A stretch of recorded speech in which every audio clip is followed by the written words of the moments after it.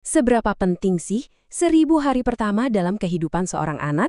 Dan pertanyaan yang lebih besar lagi, sudahkah kita sebagai sebuah masyarakat benar-benar peduli? Nah, ini pertanyaan besar yang akan kita coba urai bersama-sama. Kutipan dari Nelson Mandela ini benar-benar jadi landasan kita ya, karena ini bukan cuma soal data kesehatan atau angka statistik, tapi ini tentang siapa kita sebenarnya sebagai sebuah bangsa. Oke, kita mulai dari yang paling ideal dulu ya.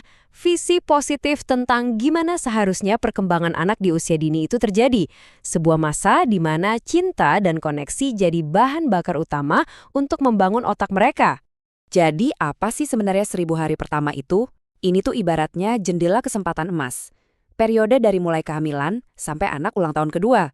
Disinilah otak anak berkembang dengan kecepatan yang nggak akan pernah terulang lagi. Apapun yang terjadi di masa ini akan jadi panggung untuk sisa hidup mereka. Dan perlu kita ingat, ini bukan cuma soal perasaan atau hal-hal manis aja. Ikatan batin, koneksi, tatapan mata, pelukan, semua itu adalah kebutuhan biologis. Inilah yang secara harfiah membangun arsitektur otak si bayi, menciptakan jalur-jalur saraf untuk semua hal yang akan dia pelajari nanti.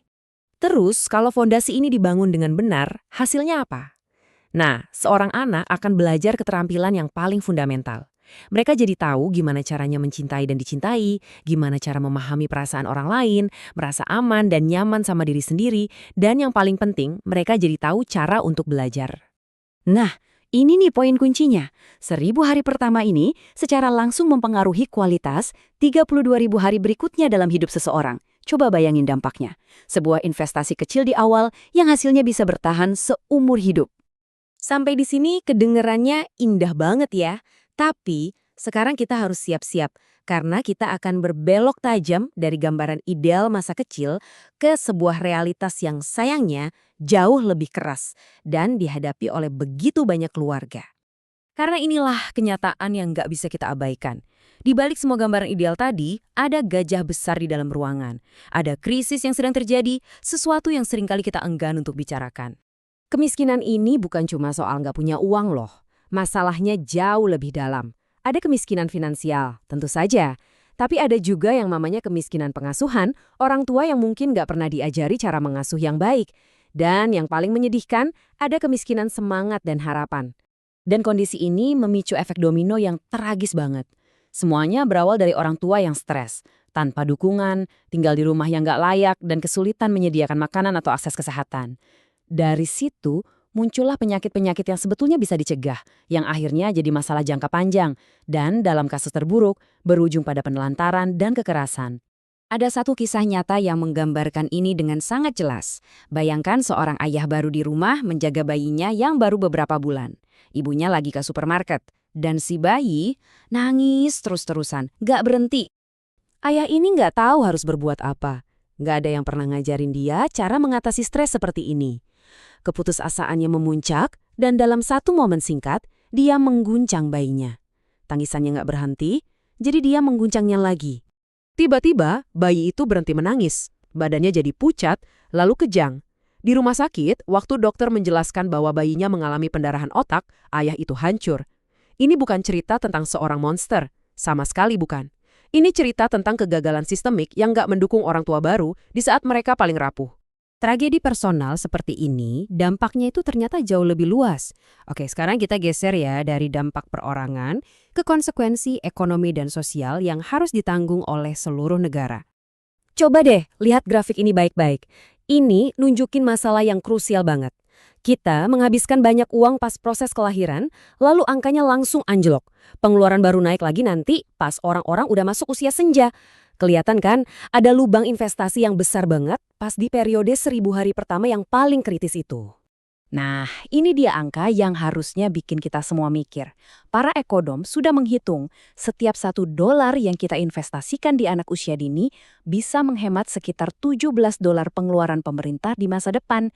Entah itu untuk biaya kesehatan, bantuan sosial, atau sistem peradilan. Ini investasi yang luar biasa cerdas kan? Oke, masalahnya jelas. Biayanya juga kita tahu besar banget.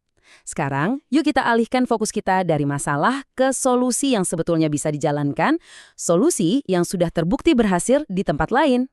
Perbandingan ini jujur aja cukup menohok. Di negara seperti Belanda, setiap keluarga baru dapat kunjungan perawat di rumah selama 8 jam sehari di minggu pertama.